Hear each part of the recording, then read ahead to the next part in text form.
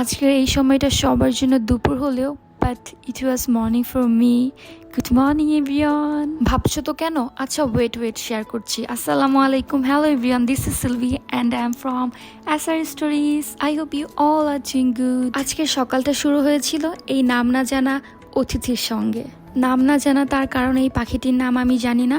আপনাদের কাছে আমি ইতিমধ্যে প্রিভিয়াস ভিডিওতে সব কিছু বলেছি এই পাখিটির সম্পর্কে, তো এই ভিডিওতে আর কিছু বলছি না। এটা হচ্ছে ডে 1 ওর আমাদের বাসায়। তো সকালবেলায় ঘুম থেকে উঠে আগেই চলে আসছি ওকে খাওয়ানোর জন্য।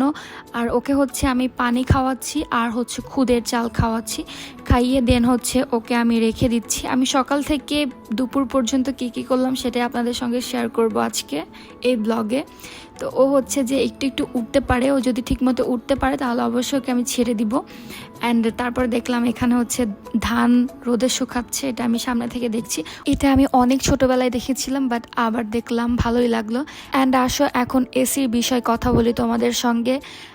বিগত 1 সপ্তাহ 2 সপ্তাহকালীন আমাদের এসিটা নষ্ট ছিল। দেন এসির অফিসে কল করে রিফাত হচ্ছে এসিটা ঠিক করতে পাঠিয়ে দিয়েছিল। অ্যান্ড ওরা হচ্ছে ফাইনালি আজকে আসলো গাইস এটা ঠিক করার জন্য। অ্যান্ড এটা ঠিক করতে আমাদের টোটাল কস্ট পড়েছিল মেবি 25,000 টাকা, কারণ এটা মাদারবোর্ড নষ্ট হয়ে গিয়েছিল। টোটালি অনেক কিছু কস্ট আছে, এত কিছু আমি বলতে পারতেছি না। অ্যান্ড ফাইনালি যেটা ঠিক করে বাসায় নিয়ে আসতে পেরেছি এটাই হচ্ছে অনেক বেশি, কারণ এই গরমে যে কিভাবে আমাদের দিনগুলো পার হয়েছে গাইস আমরা একমাত্র জানি। অ্যান্ড দেখো কি সুন্দর বাটারফ্লাইটা উঠতেছে অ্যান্ড ফুলগুলো কি সুন্দরভাবে ফুটে আছে। অ্যান্ড চলো এখন হচ্ছে ব্রেকফাস্ট করতে যাওয়া যাক। অলরেডি 12:30টার বেশি বেজে গিয়েছে। অ্যান্ড সকালবেলা লাঞ্চটা একসাথে করে নিচ্ছে, এই জন্য হচ্ছে একটু ভারী খাবার খাবো। মা কি সুন্দর কালারফুল করে রান্না বান্না করছে, মানে খুব সুন্দর লাগতেছিল। A few moments later. Now অবশেষে good bye to the heat, bye by.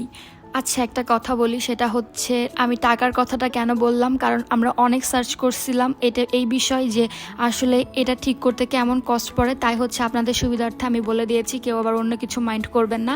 And then হচ্ছে আমি ঠান্ডার মধ্যে বসে বসে আবার ঠান্ডা আইসক্রিম আর হচ্ছে এই বাংলা মিনি বার্গারটা এনজয় করছিলাম। আর এটার টেস্ট টু গুড ছিল। Thank you so much for watching, good by.